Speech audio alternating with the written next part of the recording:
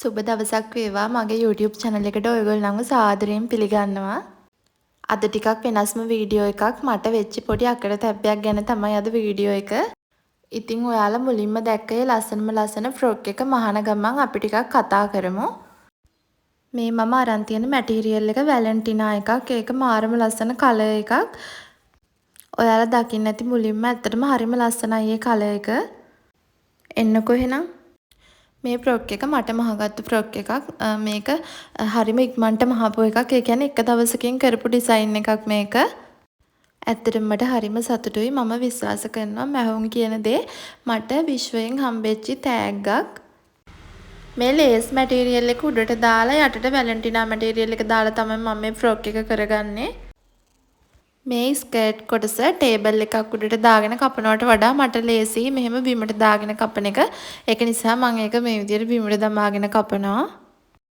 තව දෙයක් තමයි ඔයාලගේ ඕනම ඩිසයින් එකක් මට කියලා මහගන්න පුළුවන්.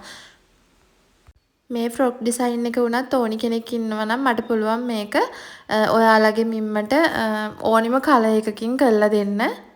ඉතින් දැන් ඇත්තටම ඔයාලා බලනවා ඇතින් මොකද්ද මට උණු අකරතැබ්බේ කියලා. ඇත්තටම මට මගේ යාළුවෙක්ගේ වෙඩින් එකක් කියලා තිබ්බා. ඉතින් මම ඒක එච්චර මම හිතුවා සැලුන් එකකින් සාරි එකක් අරගෙන රෙන්ට් එකට අරගෙන ඇඳගෙන යනවා කියලා. එහෙම හිතලා හිටියා. කොහොම හරි දන්නේම නැහැ. ළඟටම දවස් ඇවිල්ලා දවස් 2-3ක් විතර තියෙද්දි කොහොම හරි මම අපේ ටවුන් එකේ තිබ්බ හැම සැලුන් එකකටම වගේ ගියා සාරි එකක් බලන්න. හැබැයි එක සාරි එකක්වත් මට හරියන ඒවා තිබුණ නැහැ. තිබුණේ ඇඳලා පරණ වෙච්චා. එතකොට එහෙම මෙහෙන් ලිහිච්චා. ඒවයි කියන්නේ ඇත්තටම තැනකට ඇඳන් යන්න පුළුවන් විදිහේ එහෙම සාරි එකක් මට හම්බුනේ නැහැ. පස්සේ මට හිතුණා ඇත්තටම මම යන්න නැතුව ඉන්නවා මේ මට ඇඳන් යන්න එකකුත් නැහැ දැන්. එහෙම කියලා ඉන්නකොට මේ මට හම්බුණා. ඒ කියන්නේ රෙදි මහන තව අක්කා කෙනෙක්. ඊට පස්සේ ඒ අක්කට මම කිව්වා අක්කේ මෙහෙම මට වෙඩින් එකක් තියෙනවා. මම සාරි එකක් බැලුවා මාර වැඩේ දැන් මට යන්න වෙන්නේ නැහැ. මොකද මට සාරි එකක් නැහැ කියලා. කොහොම හරි අපිට තිබ්බ දවසේම ඒ අක්කටත් වෙඩින් එකක් තිබ්බා. අපිට තියෙන හොටෙල් එකේම තමයි මේ ඒ අක්කටත් වෙන වෙඩින් එකක් තිබ්බ. කියන්නේ මම යන වෙඩින් එක නෙවෙයි ඒ අක්කට වෙන වෙඩින් එකක් තිබ්බා. ඊට පස්සේ ඒ අක්කා මට කිව්වා අනේ පිස්සුද නංගි ඔයා මේ සාරි අඳින්නේ ඔයා ගවුමක් අඳින්නකෝ මේ ඔයාට අඩුවට ලස්සනට මහ ගන්නත් පුළුවන් සාරි එකකට දෙන රෙන්ට් එකට ගන්න සල්ලි දීලා අපිට මේ ගවුමක් ලස්සනට මහ ගන්න පුළුවන් කියලා. මට එතකන් එහෙම අයිඩියා එකක් තිබුණ නැහැ මම ගවුමක් මහලා ඇඳගෙන යනවා කියලා. එතකොට ඇත්තටම කොහොම හරි දවස් 2ක් වගේ තමයි වෙඩින් එකට තිබුණේ. දැන් අපි ටවුන් එකට යන්නත් ඕනි දැන් ෆැබ්‍රික් ගැන. කියන්නේ අපි ඉන්න ටවුන් එකේ නැහැ. තව එහා තියෙන ටවුන් එකට යන්න ඕනේ. ඉතින් දැන් මේ මම දැන් ජොබ් එකක් කරන ගමන් නිසා මට ඇත්තටම ෆැබ්‍රික් ගේන්න යන්න එහෙම ටයිම් එකක් නැහැ. ඊට පස්සේ මම මගේ යාළුවෙක්ට කිව්වහම එයා කිව්වා මේ එයා ටවුන් එකේ ඉන්නේ දැන් ඕන්නම් මට ඕන ඩිසයින් එක කියන්න කියලා මේ මම ෆැබ්‍රික් ගන්න කඩේ එයා දන්න නිසා ඊට පස්සේ එයා කිව්වා මේ මට ඇත්තටම ෆැබ්‍රික් එයා ගෙනල්ලා දෙන්නම් මේ ඕනි ඩිසයින් එක කියන්න කියලා. ඇත්තටම මට එහෙම ලොකු අයිඩියා එකක් තිබුණ නැහැ. මම මේ විදිහේ ෆ්‍රොක් එකක් අඳිනවා එහෙම කියලා තිබුණ නැහැ.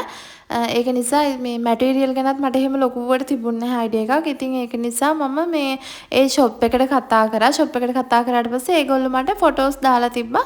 මේ පාටි ෆ්‍රොක් කරන්න පුළුවන් ඩිසයින් තියෙන ඒවා. මේ ඇත්තටම මම මේක මහද්දි කොහොම හරි 12ට විතර වෙලා ඇති. මොකද මම ජොබ් එකකුත් කරන නිසා ඒකටත් ගිහිල්ලා ඇවිල්ලා තමයි මේ කොහොම හරි දැන් හෙට වගේ තියෙන්නේ දැන් ඔන්න. හෙට තියෙන නිසා දැන් මේ කලබලේට මේ ෆ්‍රොක් එක මහනවා. කොහොම හරි දැන් මේ 12ට විතර වෙලා ඇති රෑ. ඒත් දැන් උදේට යන්න ඕන නිසා කලබලේට මම මහනවා. ඊට පස්සේ ඔන්න ඉතින් මැටීරියල් ටික සිලෙක්ට් කරගෙන මම යාළුවට කිව්වා ඒකේ ලස්සන කලර්ස් මට තියෙනවා නම් දැන් මට ෆෝන් එකෙන් පේනවට වඩා කලර් එක කියන්නේ ටිකක් චුට්ටක් එහෙම වෙනවනේ. ඒක නිසා එයාට ලස්සනයි කියලා හිතෙන මෙරුන් කලර් එකක් ගේන්න කියලා මම හිතුවා මෙරුන් කලර් එක හොඳ වෙයි කියලා. ඊට පස්සේ ඉතින් මේ ඒ යාළුවා ගෙනල්ලා තිබ්බ කලර් එක ඇත්තට ඒක මාරම ලස්සනයි. මේ පේනවනේ මගේ මූණේ නිදිමත බේරෙනවා. දැන් මේ ෆ්‍රොක් එකේ අන්තිම ටික යන්නේ සයිඩ් එක මෝට්ටු කරන ගමන් තමයි ඉන්නේ.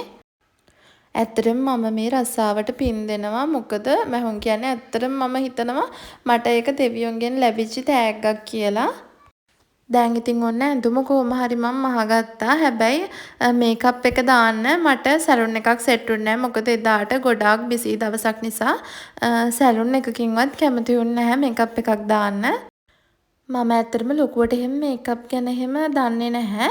හැබැයි මට හිතුණා මේ කාටවත් කරදරයක් නොවි ඒ දේවල් අපේ දේවල් අපිටම කරගන්න පුළුවන් වුණොතින් හොඳයි කියලා මේ ඇත්තටම මොකක් හරි පොඩි කෝස් එකක් හොයලා මේකප් ගැන මම චුට්ටක් ඉගෙන ගන්න ඕනි කියලා.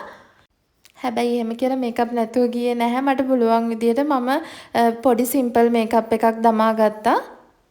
ඇත්තටම මට හිතුණු දෙයක් තමයි අපි අනුන්ගෙන් දේවල් බලාපොරොත්තු වෙනවට වැඩිය අපේ දේවල් අපිම තනියම කරගන්නවා නම් ඇත්තට මේක ගොඩාක් හොඳයි. තව දෙයක් තමයි අපි ඉගෙන ගන්න කිසිම දෙයක් අපතේ යන්නේ නැහැ. මැහුම් වුණත් අපි මොකක් හරි සැලුන් කෝස් එකක් වුණත් ඒ දේවල් කවදාවත් අපතේ යන්නේ නැහැ. මොකද අපිට හරි එකෙන් වැඩක් තියෙනවා. එක අයගේ පස්සෙන් ගිහිල්ලා ඒ දේවල් කරගන්නවට වැඩිය අපිට පුළුවන් කියන්නේ ඒක මම දන්නේ ඒක මාරම මේකක්. ඒ කියන්නේ අපි තනියම ලේස්ති වෙලා යනකොට එහෙම මාරම ගැම්මක් ඉතින් ඒක. මේ ඉතින් රෑ මට ඒක මහගන්න බැරි වුණා. මොකද නිදිමත හැදිලා කොහොම හරි 2 විතර වෙනකන් ඒක මහලා ඊට පස්සේ දැන් මේ උදේ පාන්දර නැගිටලත් අන්තිම ටික ඉවර කරන්න හදන්නේ. මේ ෆ්‍රොක් එකේ වාටිය ටික තමයි දැන් යන්නේ. තව දෙයක් කියන්න බැරි වුණානේ. මම Facebook page එකක් පටන් ගත්තා මියෝරා ස්ටයිල් කියලා. ඒකේ ලෝගෝ එක මම thumbnail එකේ දාලා තියෙනවා. පුළුවන් කෙනෙක් ඉන්නවා නම් ඇත්තටම මාව follow කරන්න. මොකද ඒකේ followsලා ගොඩක් අඩුයි. තව මගේ YouTube channel එක subscribe කරන්න කියලාත් ආදරෙන් මතක් කරනවා. ඒ වගේම like එකක් දාලා ඔයාලගේ අදහස අනිවාර්යයෙන්ම comment එකක් දාගෙන යන්න. දැන් ඉතින් ඔන්න කතාව ෆ්‍රොක් එක මහලා ඉවරයි. මේ තියෙන්නේ අන්තිමට මැහුවට පස්සේ බලන්නකො ඇත්තටම මාරම ලස්සන ලොක් එකක් තියෙන්නේ ෆ්‍රොක් එකේ. මේ හැම දෙයකටම වඩා ඉතින් මට මාරම සතුටුයි. මොකද මම තනියම මහගෙන මම තනියම ලේස්ති වෙලා ඒ වෙඩින් එකට ගියපු නිසා. ඉතින් ඔන්න ඔහොම තමයි අද වීඩියෝ එක ඉවර වෙන්නේ. ආයෙත් වීඩියෝ එකක් ඉක්මනටම අරගෙන එන්නම්. අදට ගිහින් එන්නම්. බයි බයි.